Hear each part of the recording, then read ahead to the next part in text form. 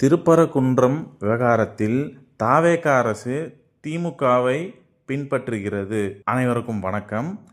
திருப்பரங்குன்றம் விவகாரத்தில் த.வே.க. அரசு தி.மு.க.வை பின்பற்றுகிறது என பாஜக ஆதரவாளர் அர்ஜுன் சம்பத் குற்றச்சாட்டு தெரிவித்துள்ளார்.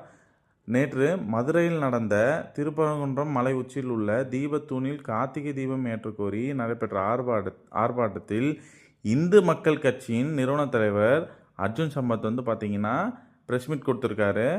அதில் பார்த்திங்கன்னா திருப்பரங்குன்றம் மலை உச்சியில் உள்ள தீபத்தூணில் கார்த்திகை தீபம் ஏற்றக்கோரி நடந்த ஆர்ப்பாட்டத்தில் போன ஆட்சியில் இருந்த திமுக அரசு விசிக கம்யூனிஸ்ட் கட்சிகள் அழுத்தம் காரணமாக நீதிமன்ற தீர்ப்பை நிறைவேற்ற திமுக அரசு தவறிவிட்டது.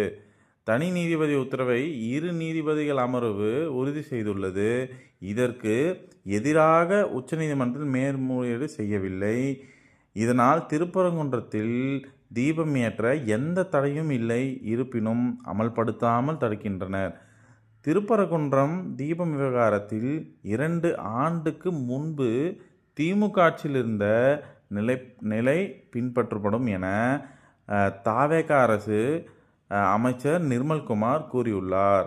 இதை கடுமையாக கண்டிக்கிறோம் என்றும் திருப்பரங்குன்றம் விவகாரத்தில் த.வே.க. அரசு திமுகவை பின்பற்றுகிறது. த.வே.க. அரசு நீதிமன்ற தீர்ப்பை அமல்படுத்த வேண்டும். சாதி மத பிரச்சனைகளை உருவாக்கி அரசியல் ஆதாயம் தேடுவது திமுகவின் வேலை, த.வே.க.வின் கிடையாது அப்படின்னு சொல்லியிருக்காரு. த.வே.க. ஆட்சியில் இந்து சமயம் தொடர்ந்து அவமதிக்கப்படுகிறது. அது மட்டும் இல்லாமல் சபாநாயகர் சட்டப்பேரவையில் பைபிள் படிக்கிறார். அவர் பகவத்கீதையும் படிக்க வேண்டும். அப்படி நடந்தால் இது மதசார்பற்ற அரசு என நம்புவோம். முதலமைச்சர் விஜய் திருச்செந்தூர் மற்றும் கொல்லூர் கோயில்களுக்கு செல்கிறார். தான் எல்லா மதத்துக்கும் பொதுவானவர் என வெளியில் நிலைநாட்ட நினைக்கிறார். ஆனால் நடப்பது வேறு விதமாக உள்ளது. தமிழகத்தில் எங்கு பார்த்தாலும் போதைப் பொருள் நடமாட்டம், பெண்கள் பாதுகாப்பில்லாத சூழல் உள்ளது.